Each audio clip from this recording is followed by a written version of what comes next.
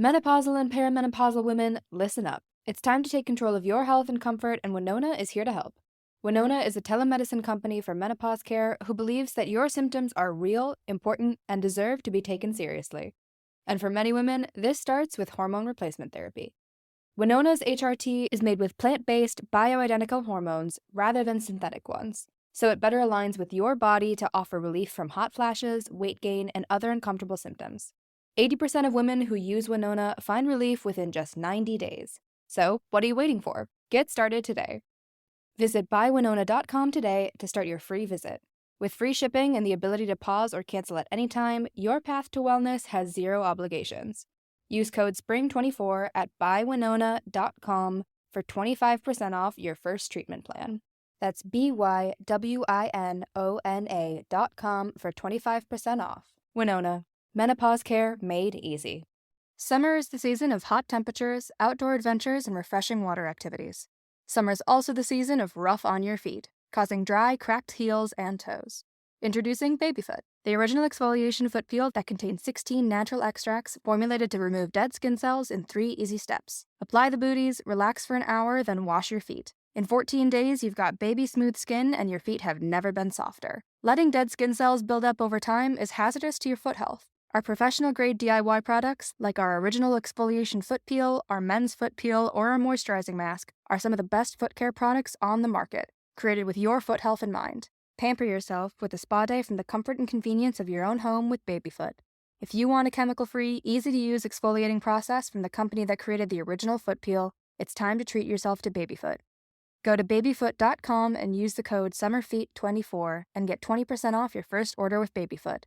That's babyfoot.com and use the code SUMMERFEET24.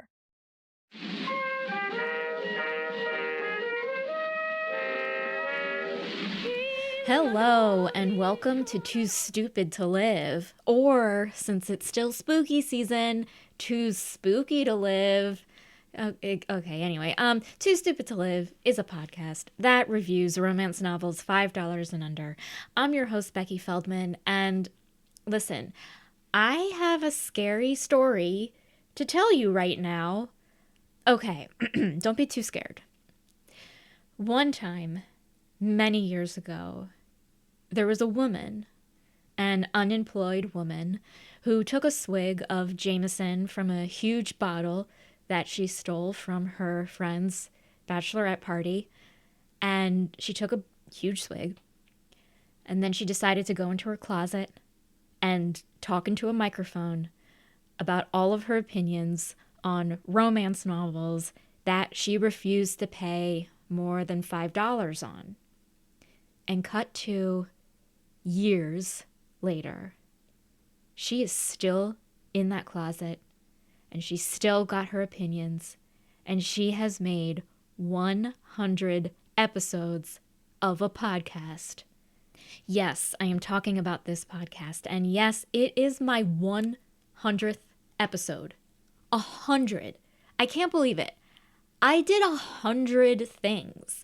Like, who does 100 things? Like, who does a thing and then does it 100 times? Like, I can't even, it feels like I can't even do 2 things in a day. Yet somehow, in these past 5 years, I managed to do a thing 100 times.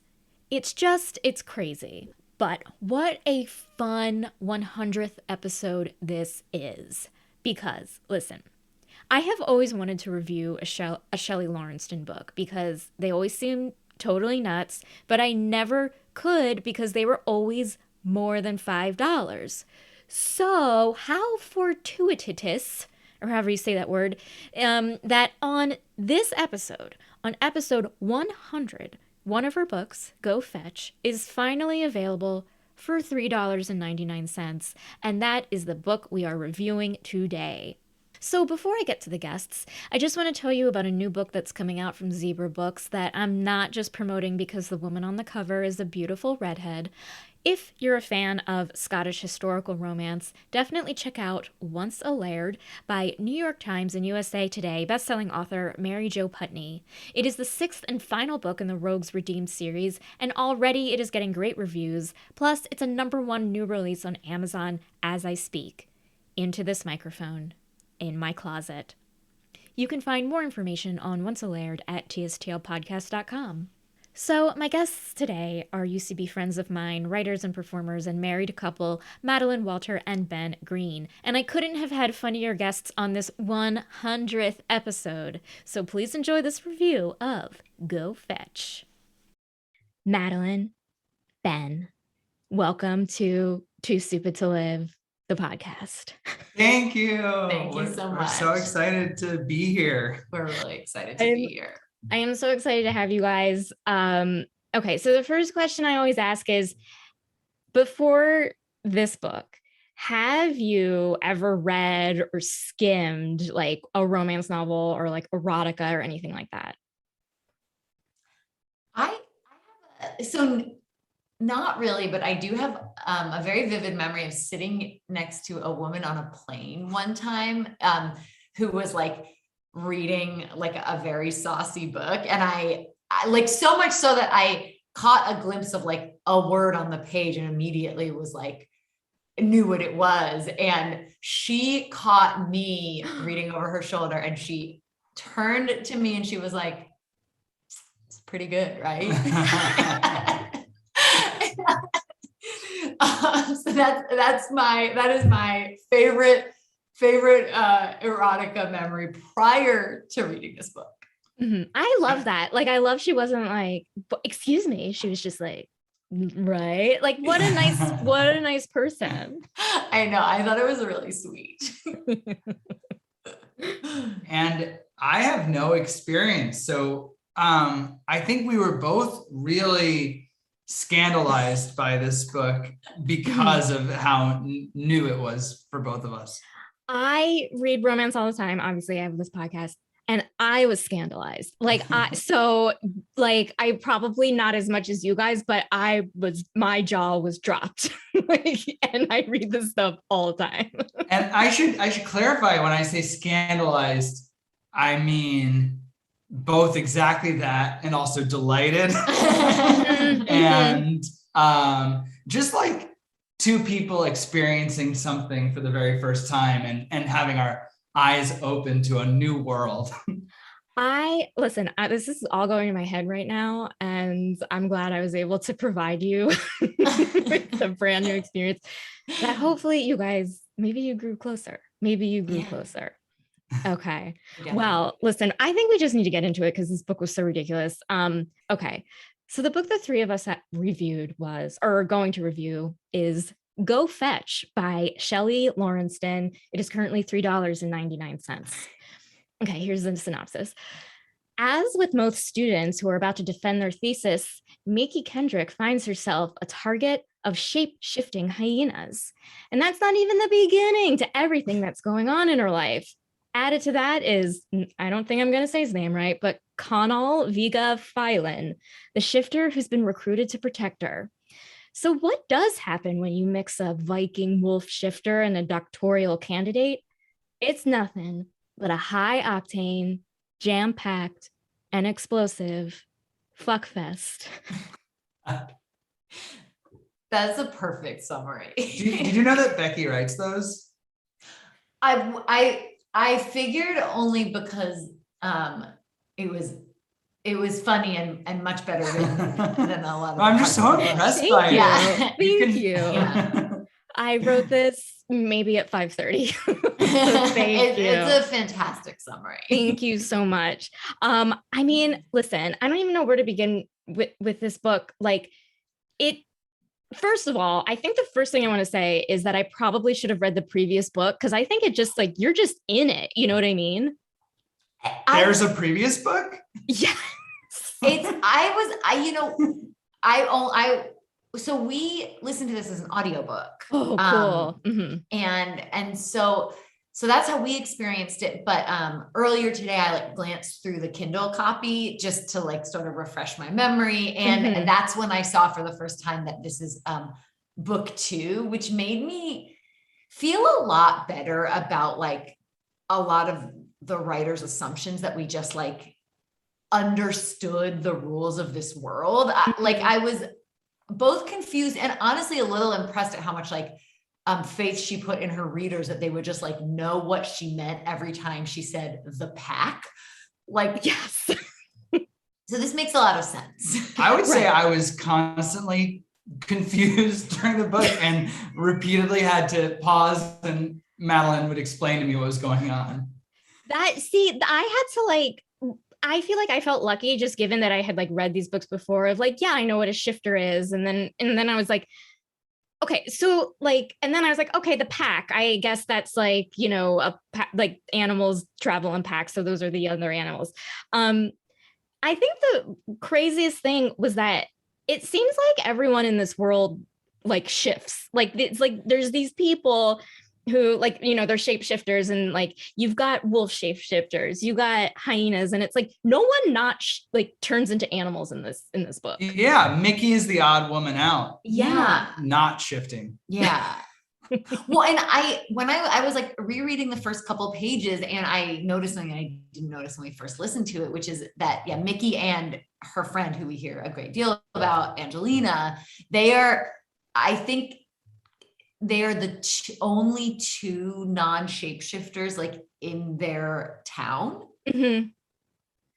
Which I was grateful for that background, because like as we were listening to this book, I was like everybody ships. This is crazy. Yeah, I thought it was like, you know, with like vampires, they're like, no, don't tell anyone. And then it's like, well, you're a werewolf, you're a whatever, you're a walrus, you're a blah, blah, blah. Like it was just like everyone was an animal. Okay. So, the book starts off like almost with a bang. Connell sees Mickey in the forest, just reading a book. And he was just like, back off, dogs. She's mine. What did you think about that level? Because like, okay, so he sees her, he's a Viking werewolf. So, which of course, add Viking to the werewolf, great. And he sees her and he's just like,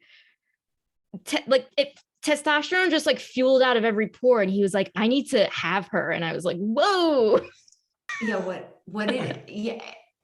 I mean, I think this book toes the line so interestingly between being really like back in the Stone Age in terms of like how much, like how territorial the characters are over each other, which I guess makes sense for wolves. But then it's also very progressive in a lot of other ways. And I feel like they really go out of their way to make it clear that like Connell thinks her mind is the sexiest thing.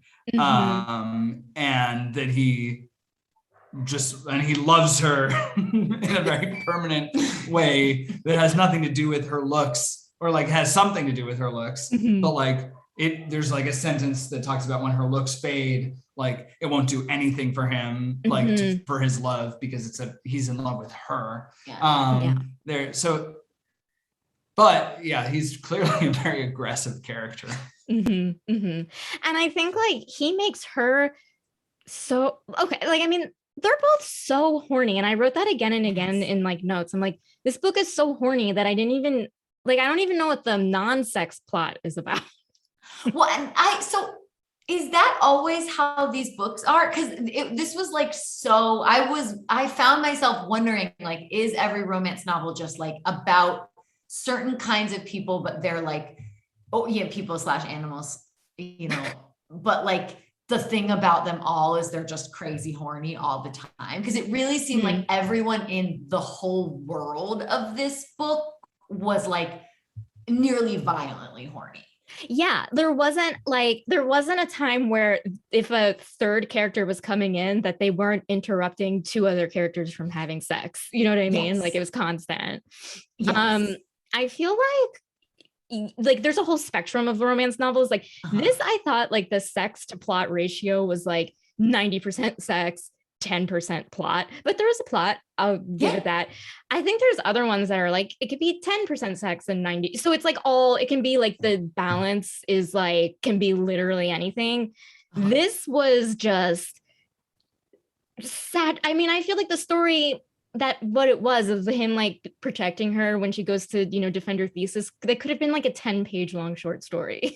Yeah. It was just a bunch of sex. There was like and I also was like they always went back to the hotel too, which I was like, there's like these people have like seem to have sort of no shame. And this is like, seems to be a book all about horny sex. And just the fact that like every time they were having sex, it was like either in like their hotel room or like a bedroom or sometimes a bathroom. I was like a little bit, for the amount of sex, I was kind of amazed that they were always like, okay, but first let's like go back to the hotel. There were like so many logistics of them like just traveling to and from the room where they were going to or just had sex. Exactly. Yeah. And like it kind of like stressed me out when they're like, oh no, like someone attacked her in an alley. Like that's what happens to me. Someone attacked her in the alley. And then like, she's like, oh, I have to travel with this guy I'm so attracted to. Yeah. And now I'm having sex with him. And then it's like, did you just forget you were attacked? You just like got attacked. There were like so many high stakes things happening and they just took like the longest breaks to have sex. That was stressful. Yeah. Yeah. It just like, and it's like, I forgot. I'm like, wait, what? There were even parts about her character. Like, it seems like Mickey does everything, like, oh yeah, she has a high IQ and like, oh yeah, she makes weapons and like, wait, wait, what? She's a hacker. Yeah. We couldn't believe when they announced her IQ as like 178 or something. Yes. I just couldn't believe she knew her IQ. Have you ever tested for your IQ? I don't even know how to like do that. No, I never have you? No, but I think IQ testing is like, people generally agree it's like a pretty flawed kind of system that's like also pretty racist and is like set up, is written by a certain set of people to like it's a really bad metric. Yeah. When she knew her IQ to the point, both of us were like, what? It was a great moment. The book like topped itself. Yeah. And it kept doing that. Yeah. Like it went to places I didn't expect. Wait, so Mickey's a hacker and she like, but is also a student, but she also does like, is a bartender. There are many, and they go out of their way, I think, to say that there are many Mickeys. It's like hacker Mickey would never treat bartender Mickey that way. And I'm like totally skipping to the end, kind of, well, sort of, but like, there's the big fight scene, all the like, oh yeah, there's the fight scene, all the animals are coming. And she's like had like secretly hid this like mason jar full of clear liquid. Yes. Like she knew ahead. And then it was like, oh wait, she makes weapons too. Yeah, she makes like a magical fire that is like, like that the government was trying to get because it was like such a powerful weapon. Like this whole book, something that I kind of appreciated about it was like the whole thing seemed just like a full exercise in wish fulfillment. Like it seemed so much like, oh my God, I wish I was like this like badass woman with like a tight ass and I always wear Doc Martens and I'm really smart. I'm smart at weapons. I have an academic career. I'm a hacker. All my friends love me. And multiple times in a 1 week span, my name has been chanted by a group of people who love me. And I have 2 best girlfriends who would do anything for me. And now I have this like hot boyfriend who I've had nonstop sex with, even though I've been like pretty mean to him this whole time. And he also loves me for my mind. Like, it just seemed like really went round the world on like all of the things a person might want in their lives in all the different aspects of your life. 100%. Yeah. It felt like the whole time I was reading it, I felt like this whole book was a bachelorette party. You know what I mean? Because the other like main theme of the book is that she has really good friends and loves her friends. And they go out of their way to like say that repeatedly. And they're all, and it is just like the way they interact with each other of like make sure to have condoms, like and it's like and they kind of want to be there for the sex. They ask details. Yeah, it was like a little like, it was like but like sometimes I thought was kind of sweet and sex positive, and sometimes like really crazy how much everybody's friends were all obsessed with like them, like their friends having sex. Yeah. Like everybody's like Connell's friends, I think, sent him with condoms. Mickey's friends sent her with like everybody was just like, please have sex and tell us about it. And here are some condoms. Yeah. Everyone, it just felt like the author was like, I'm going to inject hormones into literally every character, and everyone's an id, like an id thing, you know? Yes. Even to the point where like her thesis advisor was like, actually, I'm married to a sexy wolf too. And like literally every person in the world was like horny and mostly fucking a wolf. Like, that to me was one of my favorite parts of the book. Like, okay, so she's like has her professor and she's like, like she says something, I'm totally paraphrasing, but the Connell's following around protecting her or whatever. And like the professor's like, oh, wolves, am I right?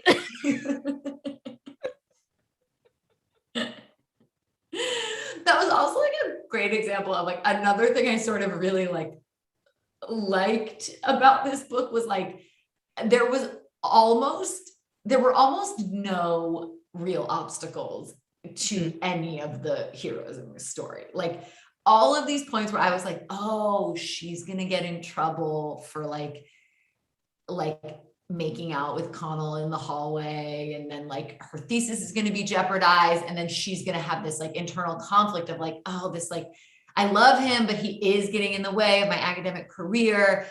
But instead her teacher was just like, ooh, cool, this makes me like you more. It was like a really interesting, like pleasant surprise. Yeah. And like even with all this stuff going on, when she went to defend her thesis, that whole scene was just like, she was like, yeah, I pretty much just kicked ass and killed my thesis defense. Like this whole, the whole, like her worry for the whole book, like from page 1 was like, I hope I nail my thesis defense. And just the fact that that scene rolled around, went off without a hitch, and that's all that was said about it was like so great. It made me laugh because I was like, what's her thesis on? We don't even know what she's studying. I don't even know what defending your thesis is, to be honest with you. And would have loved to see that scene. Yes, I would have loved that. We didn't see it at all. She comes out so fucking confident. Like she's, like everyone's like, oh, Mickey, you think too much. And she comes out being like, I kicked ass. And it's like, if you think too much, you would not think that. No.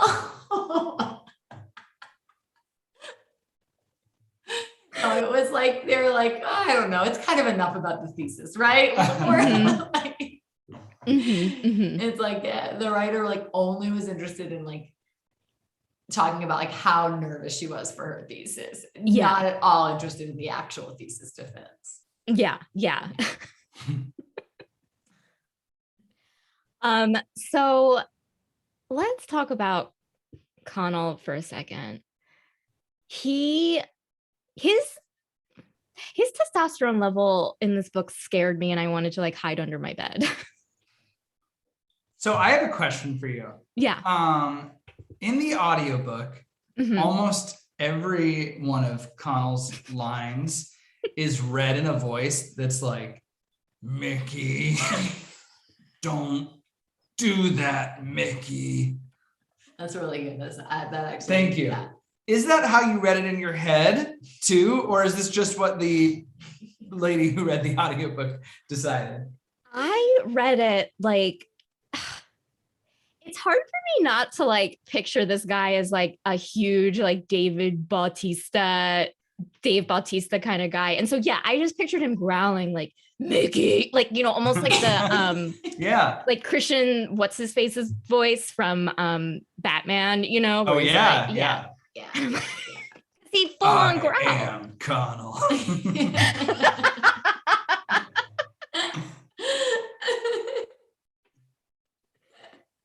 I mean, it was just like, they talk about like him having like an inner wolf, and he's like trying to, and he's also a Viking, and so he's like Viking blood. I don't know. We didn't need that many identities. I don't think we needed that many identities. No, you've hit on like a really sort of good note for both Mickey and Connell. Is like they were both just like a few too many things. Yes. Mm-hmm. Mm-hmm. Yeah. It's hard to keep track. Yeah. Like if I dated a werewolf or a wolfshifter or whatever who is like descended from a Viking like culture, the first thing I wouldn't call him is Viking. You know what I mean? Like I call him like wolf. Wolf. Yeah, it's like because like a Viking is at least like a human, so it's like right. It's like who cares? Not that crazy for like a person to. I don't know. I don't think it's that like. Wolf is just so the headline. Like you would never be like, oh yeah, I'm dating this guy. He's like, he turns into a wolf and like, but also it's so nuts. Like he's a Viking. Isn't that crazy? Yeah. You're like, Vikings aren't even around. They're not, like, I don't even know what that means. I was really confused by the Viking part. Yeah. Like, isn't everyone descended from Vikings? Like, who cares? Yeah. That's a good point. Yeah. Yeah. And so I have a question. Is he shifts into a wolf, not a dog? Yes. Yeah.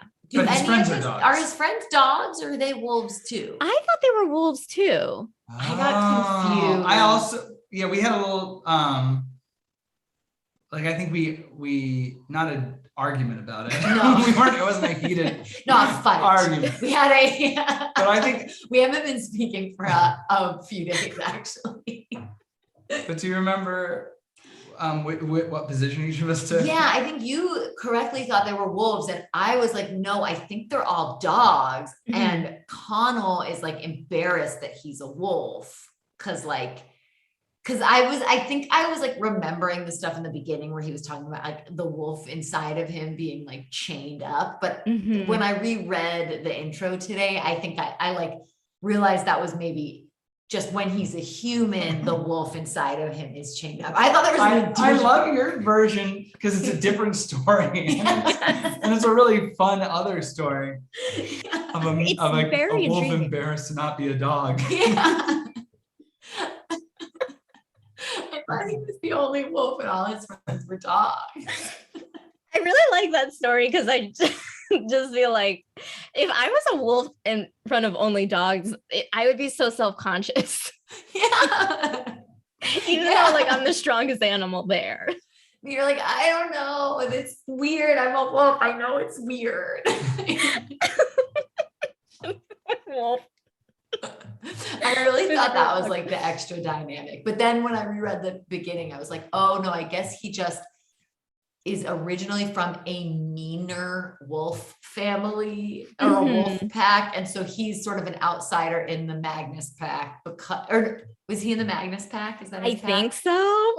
I think his pack's the Magnus pack. And he's an outsider in the Magnus pack because his original pack, they're like meaner. Because they're Vikings. Yeah. Oh, that makes sense. So he's like more feral. Everyone's wolves, but he's like more feral. Yeah, I think so. And this took a second read of some of the material for me to glean. I read this book 9 times. And each time you learn something new. Yeah. Well, there was, I did think he was a dog for a second, because there is one part where like hyenas are after her, whatever. Yeah, of course. And he has to like turn to a wolf to like save her or whatever. And a dog comes over, and it's like a really sweet dog. And the dog was being really sweet. And I was like, oh, so he's like kind of like this like huge macho guy when he's like a man, but then when he's a wolf, he's like a sweet dog. Yeah. But then we learn it was just a random dog. It wasn't. It was the golden retriever. I kind of love that scene. Yeah, I did too. It's funny that they keep saying he's like a big teddy bear, because he's really like a big wolf. Like, there's some of all the animals you could choose, that one seems flawed. Yes, it's like it's confusing to compare him to another animal in a world where there are probably shape-shifting bears. Do you know? Are there shape-shifting bears? Yeah, there are shape-shifting bears. Yeah. I think there's it seems like you can shift into any animal in this world. Like no animal is off the table. Oh, I would love to have heard more about that in the book.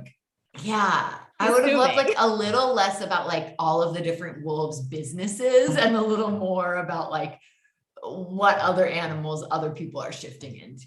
Yeah, I like, because like, okay, what animal do you think you would shift into? Like you have your what choice. What a fun question. That's a really animal. Fun question. Mm-hmm, mm-hmm. What animal would I want to shift into, or what animal do you think would I probably end up shifting into? I want answers to both those questions now. No, I know. So it's definitely like, I have a strong feeling inside me that it would be a turtle or a frog. And I feel like that it speaks to what a different guy I am than Connell. But those feel much more, do those vibes kind of feel right to you? Yeah. And I'd say aspirationally, I'd like to say a penguin, but I don't think it's as realistic as you could be a penguin. That turtle feels exactly like, I feel like my story would be like, I'm a turtle who like often retreats into his shell, but like learns that I can like leave my shell behind. That's a great story. That's a great story. What about you? Maybe a rabbit, like a bunny. So we're like the tortoise and the hare. The greatest love story of all time. Yeah. That is really true to our dynamic. Significantly less erotic than a human wolf, I guess. But I don't know. Yeah. I think a rabbit, because I've always just really liked bunnies. I've always felt very like that was just like my favorite animal from like a very young age. But I also feel like you used to dress as a bunny a lot. Yeah, I spent a lot of my childhood dressed as a bunny, and so I think that's what I would be. Yeah. Is that the one you want to be, or the one you think you are, or both? Well, that's the one I think I am. And I honestly, I wouldn't mind it. I think there could be some fun things about being a bunny, but I think I would honestly rather be something that could run a little faster. Like, I think it would be fun even just to be a cat. 'Cause like you can kind of like run around and jump and like do some cool stuff. Yeah. Yeah. So maybe a cat. That's a good one. Cause I think there's like in this book, or like in this series, I think they're like panthers and tigers and stuff. I mean, like, so like cats. I was really excited when the tiger came at the end. It felt like a great Marvel ending where I'm like, whoa, tigers are coming. It really did. And I'm like, should I read the next book? And the next one about Andrew. Wait.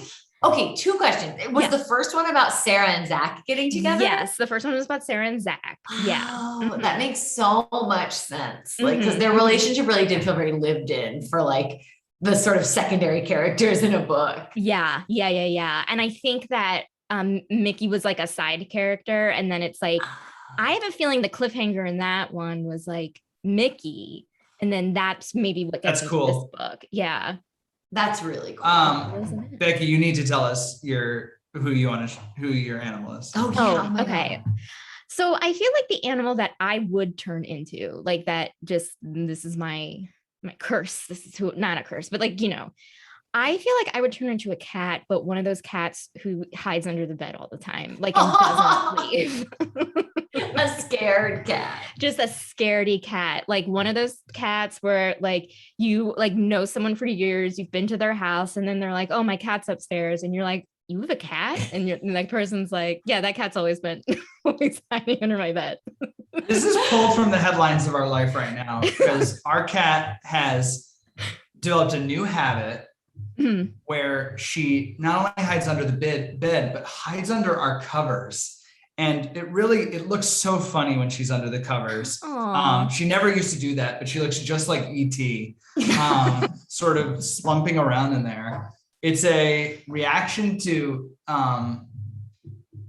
like she's had some how would you describe it? She got lost last week.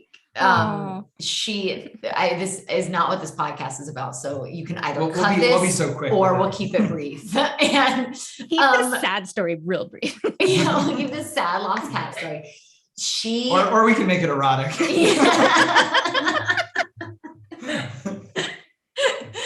She loves to go outside, but like has been sort of getting a little too comfortable and going outside a little too long. And like last week, I like went to like go find her and bring her inside for the nighttime because I didn't want her to get eaten by a coyote. And she like didn't want to come in yet. So she ran away and then like was lost for like a whole day and night. And then we found her. She had gotten trapped in our neighbor's garage. She was fine. But then like she couldn't go outside for a week until we got her like her fancy little GPS collar. Cause we just feel like this was our one chance to lose our cat and have our neighbors help. And honestly, now I feel like if she gets lost again, we have to keep it a secret and we're on our own. And so she was so like depressed not to be able to go outside that she began just getting under the covers and spending all day under the covers. So this was like a sad sort of moping, like basically just like, she was like, oh, well, I guess I can't do what I like. Then I'm just going to like shut myself away under a quilt all day. Oh, that poor thing. I'm glad she's okay. Yeah, we're so happy. I'm concerned about this neighbor who's always, I'm only helping you once. Yeah. What kind of neighbor's like that? I just will feel like really embarrassed. Like, I feel like people were like, I was just like really ready to be judged for losing our cat in the first place. I feel like whenever people like learn she goes outside, like most people are like, cool, whatever, you know, that's your cat. And then some people are like, it's really dangerous. There's coyotes. My friend let her cat out and it got eaten and we found their bones strewn around. Like, I just God. I just feel like people can be like sometimes very judgmental of an indoor-outdoor cat. And so I felt very embarrassed when she got lost because I felt like we were going to like get a lot of judgment for it. Oh, well, whoever judges you sucks. Thank you. People were really nice. I don't know. I'm like, I'm just imagining a whole inner life for people where like they were nice the first time and the second time they'll be like, you idiots. You get one help and then I'm done. Yeah. So, yeah. So you think you would be an under the bed cat? Do you have something that you would want to be? I feel like my one would be like, I do think that there's something intriguing about turning into a wolf. I like get the symbolism of it. Would I ever want to be in a relationship with someone who turns into a wolf? Fuck no, because that seems complicated. Yeah. But I want to be able to turn into a wolf and live my life. Is there sorry. Oh, what animal does your cat want to turn into? Oh my God. I feel like she wants to turn into just like a bigger, braver cat. Don't we all? So we all. I know. One day. Mm-hmm, mm-hmm. Would you want to be in a relationship with any kind of shapeshifter, or does it just seem too complicated?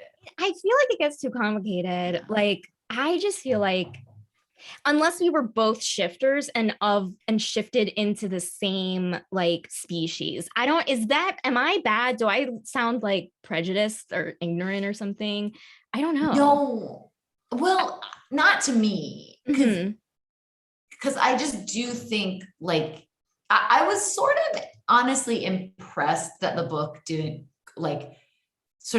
go into any like that they only had sex when he was like pretty much a man, but sometimes had fangs. Like I was like, they drew the line at like fangs and claws, and that felt like a very deliberate choice. Yeah. But like, I feel like it's impossible not to sort of like take a few extra mental steps and be like, well, what if they just fully shifted and then you are having sex with a wolf? That feels like that's not something I'm interested in. That's my fear. That's why I'm like, okay, well, for both wolves and we shift into wolves, great. If we both stay human, we stay human, great. But if one of us shifts into like that, I'm just like, it would take me a really long time, longer than Mickey, to just like work that out in my head. Yes. I don't know if I can. Yeah. But I really appreciate, I was listening to the Level Up episode of your podcast last night, and you were talking about shapeshifters in that one too. And I like how much thought you've given to it in general. I mean, like, I think it's all I think about. Granted, it does change. Like every time I see a new book where like, oh, someone can shapeshift into a hawk. Awesome. Like, I'm like, oh, I'll change my mind. Maybe I'll change my mind. Like literally you can shapeshift into anyone. Yeah. Would you shapeshift into a hyena? Because those were the bad guys in this book, apparently. Okay, yeah. And I was surprised when like Mickey said like they were the scariest thing she'd ever seen. Yes. And I was like, that doesn't seem that scary. Maybe it made me doubt that I knew what hyenas looked like. Me too. Same. Because like there's bears. Like bears seem scarier than hyenas and tigers and shit. Yeah. Yes. I think I would have gone in thinking a wolf might be scarier to me than a hyena. Wait, it makes me want to look up. Did you Google image search like a hyena? Because now I kind of want to. They don't look that different from Lion King.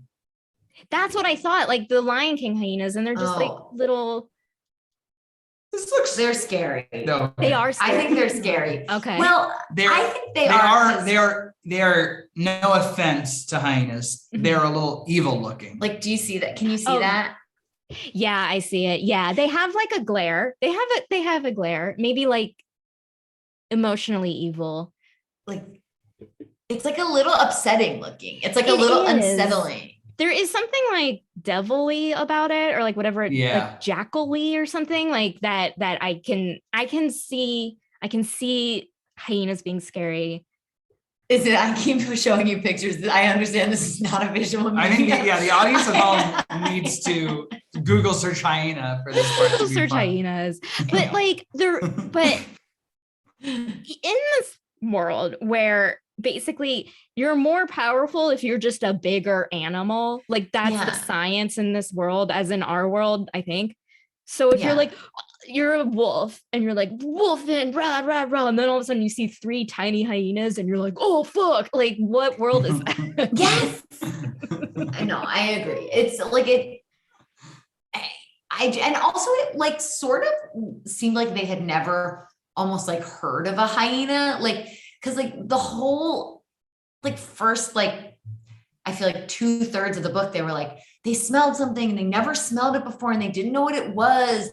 And then when like they discover that like Professor Lucrata is a hyena or whatever, I feel like Connell is like, well, Mickey, what do you know about hyenas? And I was like, you guys are animals. You're like part of the animal kingdom. Like I can't believe you don't know like basically anything about like another animal that seems to pretty much like occupy the same universe as you. Yeah, because it feels like also like all of these animals, it's like they always have their guards up because all the animals, I suppose, are at war with each other. Yeah. And so if you're like being raised in a pack and it's like, then you're like, son, daughter, watch out for our enemies.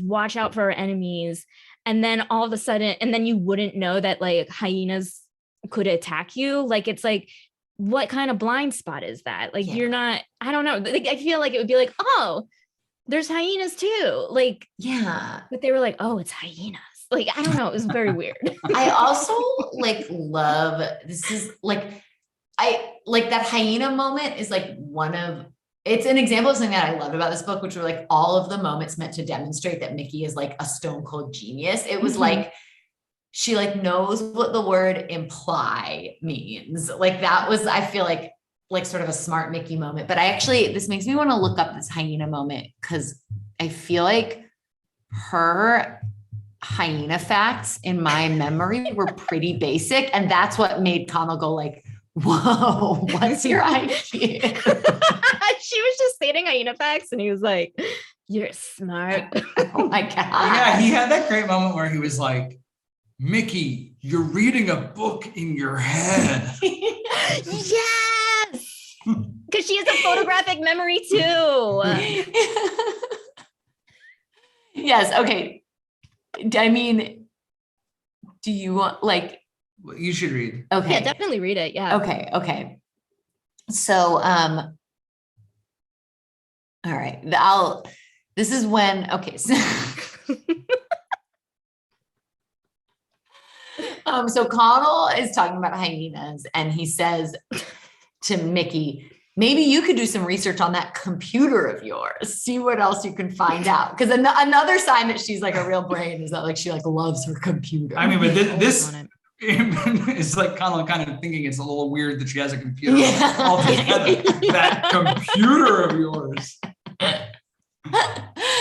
But she already had some knowledge, so why wait? Mickey closed her eyes. She could visualize one of her favorite books, Encyclopedia of Mammals, which I want to point out that is like sounds like a Christmas present you'd give to like it sounds like a child. Yeah. It's not... There's no words in there. It's just pictures. So her favorite book is Encyclopedia of Mammals. She saw the pages turn as if she had the book in her lap.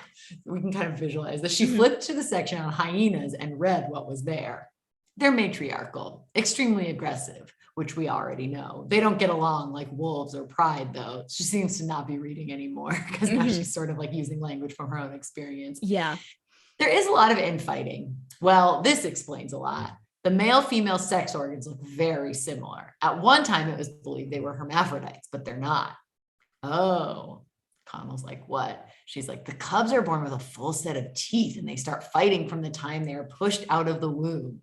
Sometimes two will fight while the mother is cleaning off a third. How freaking interesting is that? Connell frowned. He should be mad. She'd mistaken a golden retriever for him. Not even a German shepherd or a husky. This came sort of shortly after the dog moment, but a golden. But he was too busy loving the feel of her arms wrapped around his waist and the sudden realization she just pulled hyena knowledge out of her pretty tight ass. And I could sort of read forever, but read the book, read the entire book now. And this is the point that leads to the question, exactly how high is your IQ anyway? Mickey cleared her throat. 178.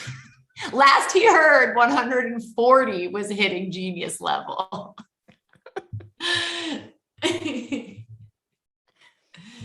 During that part where he's like, that computer of yours, I had thought like, oh, are the wolves in this book like vampires? Like, I thought like for a second he'd been alive. I don't think it's true, but like he had been alive since the Vikings and that's why he was a Viking. Because like, what are you, too sexy to know what a computer is? Like, yes. That's a great question. How old he is. That is a really great question. Yeah, because he did seem to be like kind of like disconnected from like a lot of modern technology, but then also I guess like owns a bunch of nightclubs. So yeah, what does he do when he's in a biker gang? Yeah. And he does go into there's a lot of dialogue where he goes into that nightclub persona and he's like, Mickey, baby.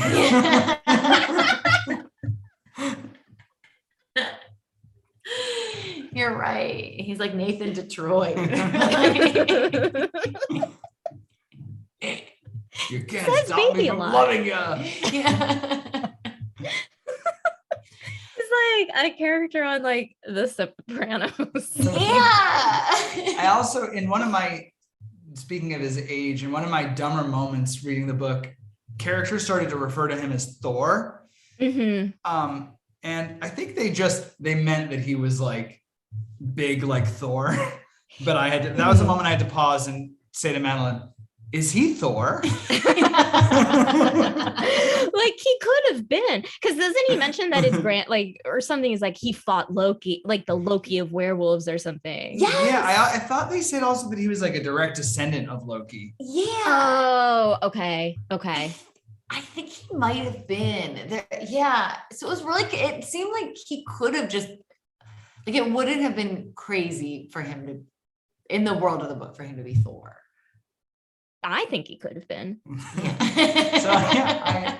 It's an open question. We should write a letter. It's in the study questions for kids learning this in school. One of the questions would be, is he Thor?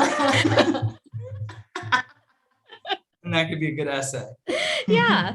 Explain your reasoning, use 3 detailed paragraphs. Yeah, I think that'd be a great way to like show kids how to write like a proposal or something. So I have a question and I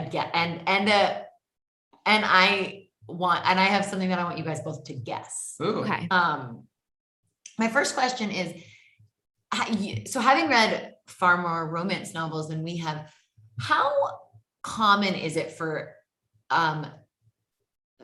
to refer to somebody's tight ass? Because I like this book. Well, I mean, honestly, I feel like it depends on the characters. Like, I feel like this book, like, yeah, I have seen it, but it's not as like, I haven't, but there's like terms that you'll see more, like slick pussy or whatever, that just like pop up more than just like tight ass, and like, so tight. So yeah, but he talked about her tight ass a lot and it was very noticeable. I was like, I felt like I was weirdly more like surprised by the constant invocation, even just of the word ass, like other than like, I feel like, it's like maybe a little jarring for them to be like his cock, her nipples, her pussy, but that I felt like was a little like what I was expecting. Right. And for some reason, every time they just used the word ass, I was like, oh, and so then I did like a search for the number of times the word ass is used in this book. I was wondering if either of you had a guess. Okay. Is it in the triple digits? Definitely in the double digits, but is it triple digits? It's in the doubles. I'll give you that. It's in the doubles. Yeah. My guess would have been wrong. Were you I'll admit my original guess was 175. But I'm tweaking my guess now. Okay. I'm going to guess 51. And I'm going to guess 82. Okay. Price is Right rules, you win, Becky. Oh, okay. Because it was 73.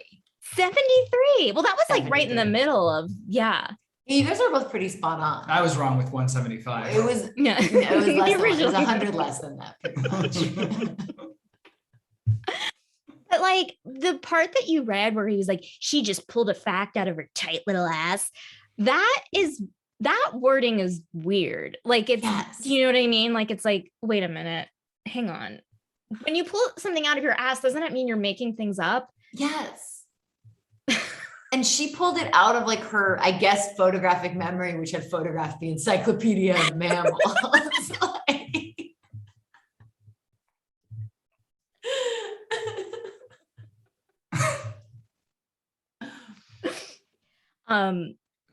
Who's saying she pulled it out of her tight ass? Was that coming from in what we just read? Is Connell thinking that? Mm-hmm. Yeah. Okay. Yeah. So he's so horny. He's just so horny. That he can't talk about pulling something out of your ass without also being like, and what an ass. Yes. To boot. Yeah. He got the phrase wrong, but But he knew it was like just had her tight ass on the brain. he just tight ass nonstop. This guy, okay. There's a part in the beginning where they're at his club because he also owns clubs, and like there's a guy talking to her and he gets like, you know, very like territorial. And it reminded me of like something that would happen in Naked Gun, where he literally picks up the guy and throws him. Yes. There was a fun amount of things being thrown across rooms and out windows and things like that. And what was so funny was that wasn't even the crux of the scene. Like it was it was like just like a little bit of like, it was like just a little bit of like fun color. It was like, like, what would you do if you're just like in a club and you see a man pick up another man and he goes flying? Would you just be like, oh, you know, it's just the day in Connell's club? No, I definitely would rush to the man who got thrown, and I'd feel like we needed to sort the situation out.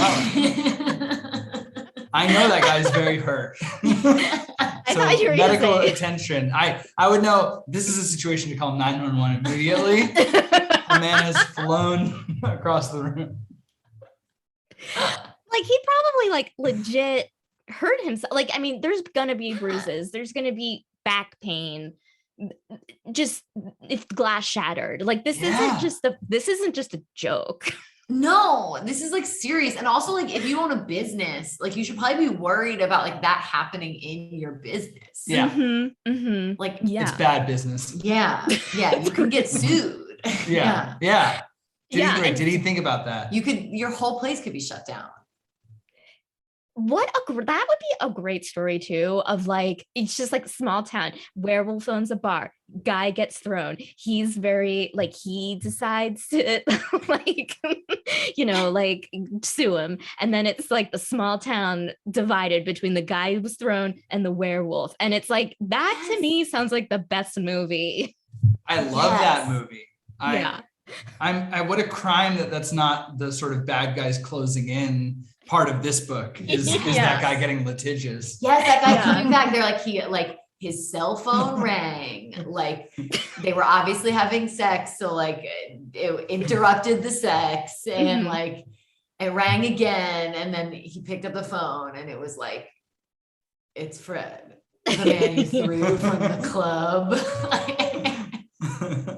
I would love to see like in the epilogue, they get back, they're living in their home. There's a knock at the door and it's a bunny. And the bunny's like, you've been served. I would have given a standing ovation. Are you the bunny? Yeah, I'm serving papers. yeah. Cause like, it's just like something really cute, very like, it's not a wolf, but I'd say I may be cute. I can fuck you over. Hop away. Just like start eating a carrot. Like, I'm really into that movie pitch. Yeah. I feel like we're pitches left and right. I know. Oh my gosh, yeah. And then can we talk about the hotel room? Because he also throws a bed.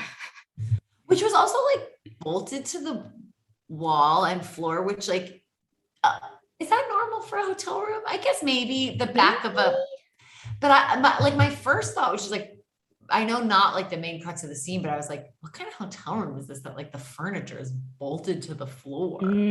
Yeah, that's a good point. Good point. Thank you.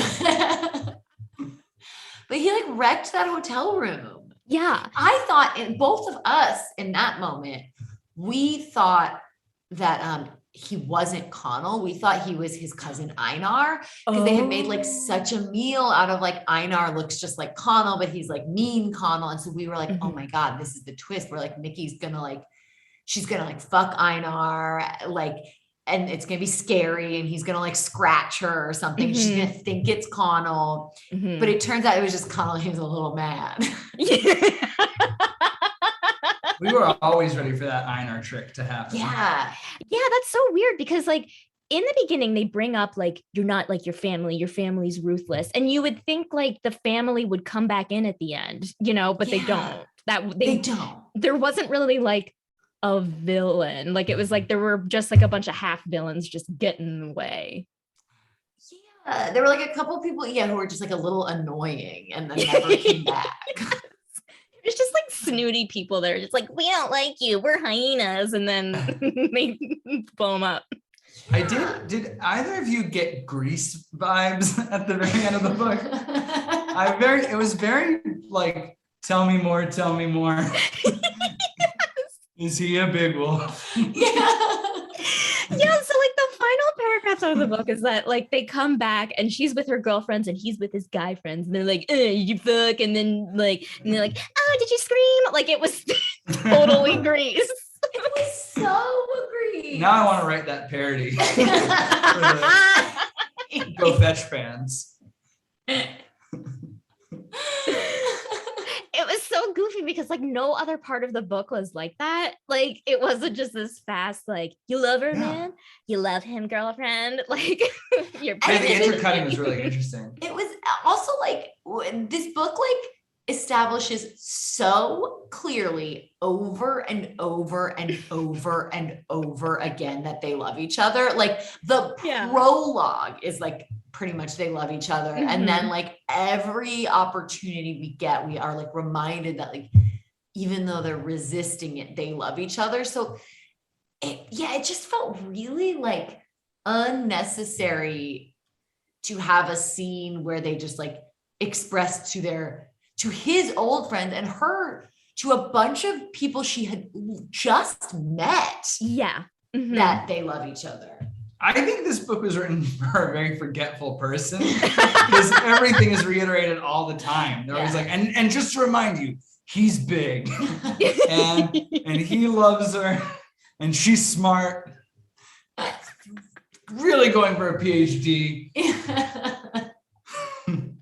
And her best friends are Sarah and Angelina. And they'll do anything for her. They'll do anything for her. There was so much repetition in this book. Like I wrote down, like at one point, like, we get it, they're horny. Like it was just like, let's keep the story going. Let's keep it going. Like there were both of us, like I feel like Ben, you pointed out like that this was like, it felt like written by like a very specific woman who doesn't want to like hurt, who's like gotten in a lot of fights with her friends, because like the number of times where she's like, this was the closest she ever felt to someone except for Sarah and Angelina. Yeah, that disclaimer was invoked so many times. Yeah, like it seemed like she was worried that Sarah and Angelina were reading the book and we're gonna be pissed off. Like, I'm not replacing you with Connell. You're my best friends. Host before bros, don't worry. Which makes me kind of think maybe Shelley Lawrenston, like this is a true story of what happened to her. Maybe. I think you're right. I think it's a biography or autobiography. Awesome. I definitely believe she knows a lot of facts about hyenas. I believe that part is biographical. Yeah. I mean, I definitely think she had the Encyclopedia of Mammals right by her laptop. Yes. Right by that computer of hers. Constantly looking at it. Yeah. Oh, go ahead. This is just like a side note. So we listened to a lot of this book, like in our dining room while putting together a puzzle. It took us 2 puzzles, 2 500-piece puzzles. That's amazing, by the way. Congratulations on the 2 yeah, puzzles. honestly, thank you. I will unabashedly brag about that. But we had like our windows open for a lot of listening to this, and I am like, just like, to again speak about our neighbors, I am like 90% sure like our neighbors like heard us listening to this like over the course of like several days. And I am so curious, A, what they think, and like B, like whether any of them would like ever mention it to us. They'll never mention it. But I'm curious what they think. I really, because we have like new neighbors right behind us. And I think they are the ones, based on where these windows are, who like, they were definitely like letting their dog out into the yard while we were like blasting this, like, yes. Maybe if we got to be friends with them, like in a moment of vulnerability, they would say, just to ask you guys. I feel like you should just be like, good, right? And then they'll be like, well, yeah. And the circle will be complete. I listen to audiobooks while I cook, you know, or if I'm making something, and it's literally right by my, like, you can hear like anything that goes on in my kitchen. And so like one time I was listening to an audiobook, it got to the sexy part, and like neighbors could hear. And I walked into my trash can, and the trash can, like, this is during like the sexiest part. And and it's like, he, you know, like took her nipple in his mouth. And then I like walked into my trash can and fell over the trash can. Trash like went everywhere. And I'm like screaming shit as like this sexy book is like going on in the background. That's amazing. That's incredible. That I really want to see as a scene in something. I was like, I cannot believe this fucking happened to me. And I feel like whenever, like, so sometimes like if I have to finish a book or whatever for the podcast or for like something else, and I'm like cooking and listening to it, like, and my neighbors are like, they're like, oh, Becky's cooking again. And when so I always think they think that, I'm like, oh, look at that. Becky's cooking. Someone's pinching someone's nipples. Becky must be cooking. Yeah, I wonder what she's making. What now? How did you get into like the romance genre? Like, have you listened to it for a long time, or like, do you remember how you got into it? Honestly, this is crazy, but first I always, like in high school, I always liked, like, I really liked Jane Eyre, and I really liked the book Rebecca, not just because it's my name. But then like, honestly, I want like, and like, you know, I guess I had read like other like Jane Austen stuff or whatever, but then like in terms of getting into like this genre, it was an airplane story for me. I one time saw a book. I was really into Buffy, you know, the vampire slayer. Yeah. And I saw this book in an airport bookstore, and it was just like vampire hunter Cassandra, you know, is getting into a lot of trouble. And when like another vampire hunter, like whoever comes her way. And I was like, oh, this sounds great. This sounds like an episode of Buffy, but it's a book. Yeah. Chapter 2, they started having sex. And I was just like, what is this? And I like turned, like, I'm on the plane, like, you know, this is the first time I'm reading the book, and it's in public. And I was like, you know, early 20s at the time, and just like, who am I? And I'm like turning all like, oh my God, like, is anyone else reading this? But I was hooked. I love that. I love that, like, all roads lead to the airport. It really does. And it was like the book itself, like on the cover, there was no like Fabio. It was all, you know, it just looked like a fiction book. And I was like, what the fuck is happening? What a great accident. What a great accident. It was a very, very happy accident. Okay, I want to ask you guys, what did you think of the sex scenes? What was your favorite sex scene? Great question. I mean, I know the whole book was a sex scene, so. Yeah. I was glad for when he marked her. Mm-hmm. Just because I wanted some things that made it, like, I think my question for a lot of the sex scenes was, what makes this a sex scene that could only happen in Go Fetch? And That's such a good question. Great question. And not every scene answered that question. Sure, yeah. But when he gave her a little bite, right? That's what marking her was. I thought, oh, this is doing it. And I think it's kind of a nice idea to mark someone. I mean, like, I think it's kind of romantic. It is romantic. I agree. I kind of liked the one where she basically like blew him while he was on a phone call, because I thought that was like, I felt like that was really like the promise of the premise of like a smutty book. I just liked how like I liked how sort of like naughty that one was. Yeah, she was really letting loose. She also had the popsicle in that too. Was that also the popsicle one? That was the infamous cherry popsicle scene. I also like was kind of confused why they like, I don't know, popsicles don't seem like the kind of thing you like bring into a hotel because you like don't really have a freezer, but like I know. But fine. No, but you're bringing up good logistic points of it melting. And I feel like she had that popsicle. That popsicle was intact from downstairs to upstairs in the hotel room while you're typing for a while. Yeah. That's a frozen popsicle. Yeah.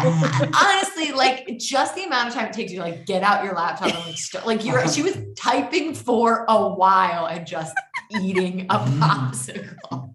It's like crazy.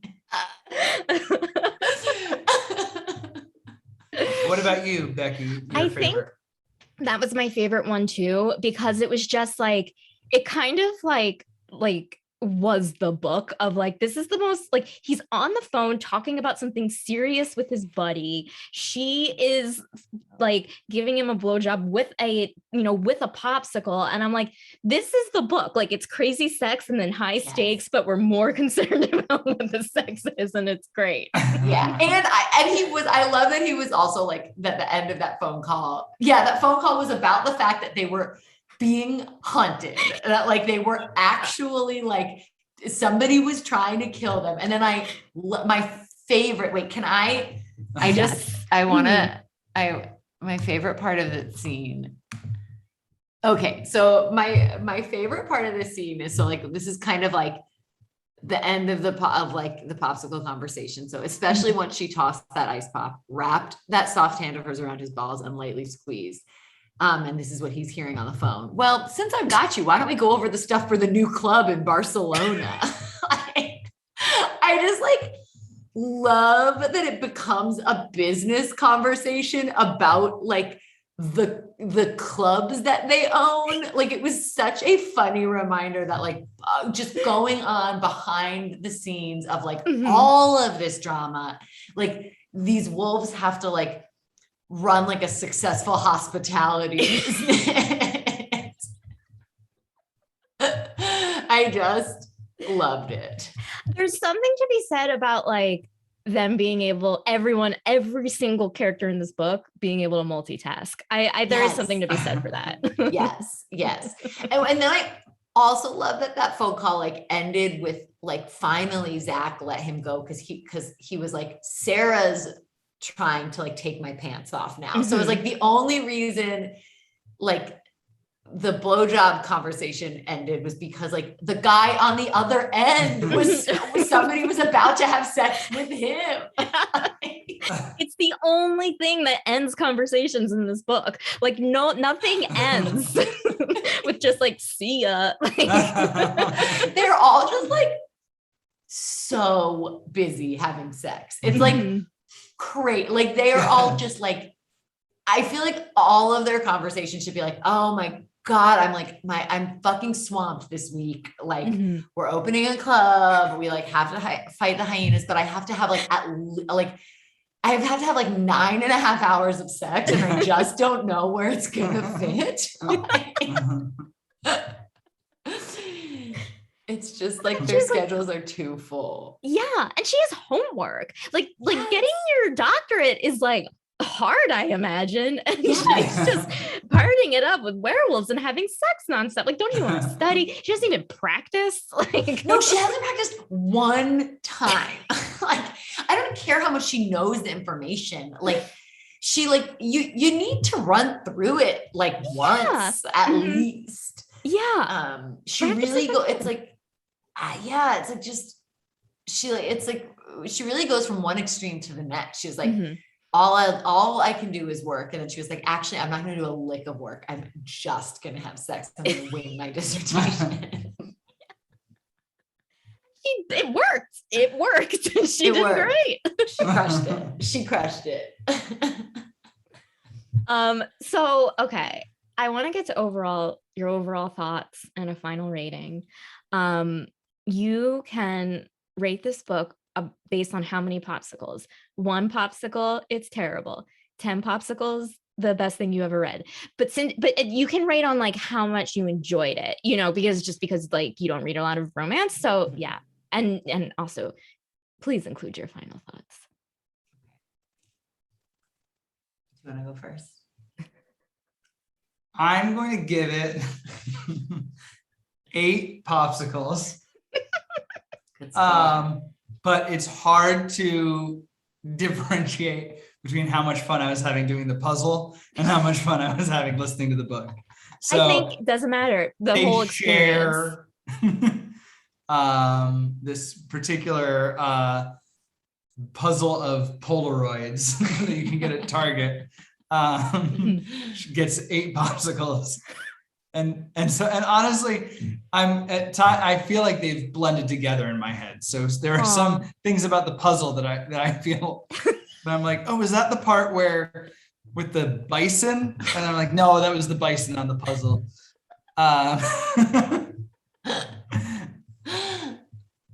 But this was a treat and very out of what I normally read, and so I feel like there was a lot of fun in it for me. So 8 popsicles. And I'm gonna give it 7 popsicles. Kind of to have a different, just to not copy you. And because like on the one hand, there was a lot I enjoyed about it. And I was like, I think I will remember this book a lot more vividly than like many of the other books that I've read. Like, Same. I found myself over the past like week, like images from the book have popped into my mind. I have thought about the characters of Mickey and Sarah and Connell. I have lingering questions that I think will contribute to the sort of memorable nature of the book. And then the 3-point deduction is for like, there were like just for why this is not one of the best books you've ever read. Why this isn't a 10 popsicle book. What would be a 10 popsicle book for you?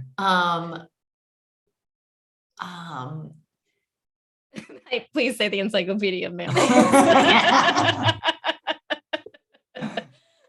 I feel like a little life. A little life 10 is 10 popsicles. Oh my, yes. So why? So okay. So this is the reason for why this is 3 notches. 3 notches down from my favorite book I've ever read. Is because there were like a couple sort of writing ticks that like by the end of the book kind of got on my nerves, like very specifically, like too many times, like the phrase like, when the hell did that start happening was used. And like, so there were just like a couple. And like, that was so not okay. There's a lot of that.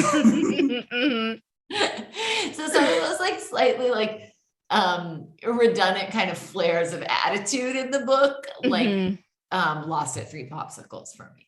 Sure, I get that. Like, because there were parts where it's like in like you would read it and then there would be like italics and it's like what the characters were thinking and it's like you didn't need it. They're like, you know, it's like something like, did you pack everything, Mickey? And Mickey was like, yeah, I got everything. And a box of like, you know what I mean? And it's like, we didn't need that. But I will say on that note, there was a level of commitment that this author had for this book that I like really respect. Like she just went all out, and I'm like, I kind of respect it. I mean, I do respect it. I really do. I also like feel like she loves these characters. Yes. Reading this, I felt like an almost palpable desire to like live in the world of this book. Like I felt that it like reminded me of how I used to feel when I read Babysitter's Club. Like I remember like I read like that Babysitter's Club super special where they go on a cruise, and I like had a dream that I went on a cruise with the Babysitter's Club, and I like it was so vivid that I still remember it to this day. And I like woke up and was like so filled with sadness that it wasn't real. And I imagine Shelley Lauriston like having a dream that she is like in the Pax mansion with those girls, like sort of gabbing with those girlfriends, and like her like hot like wolf man who like fucking loves her and would do anything for her. And they had this like great banter is like in the other room. Like I just imagine her like waking up from a dream and being like, well, Shelley, not today. I think that's what I liked the most about the book. Yeah, it felt like she was having, like, I know writing's hard. We all know writing's hard. Yeah. It felt like she was having a blast writing it, and just, you know what I mean? And like, you could tell. Yes, completely. Yeah. I think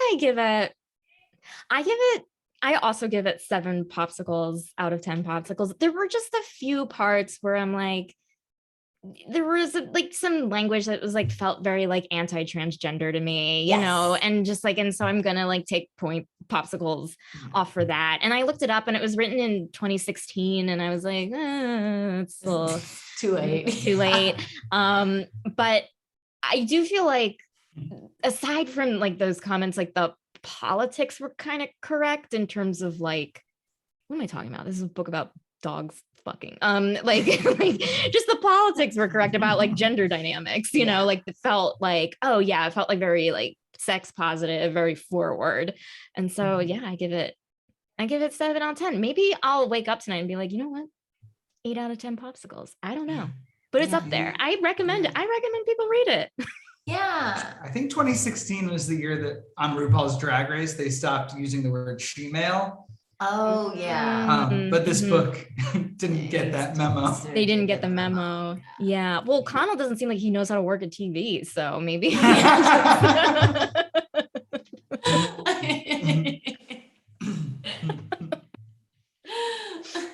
Well, oh my God, you guys, this was delightful. Thank you so much for being guests. This is like the book club I've always dreamed of. Yeah, this was really like such a fun world to get to be in. Too Stupid to Live is part of the Frolic Podcast Network. For more podcasts you'll love, visit frolic.media/podcasts. Thank you so much for listening, and have a great rest of your day.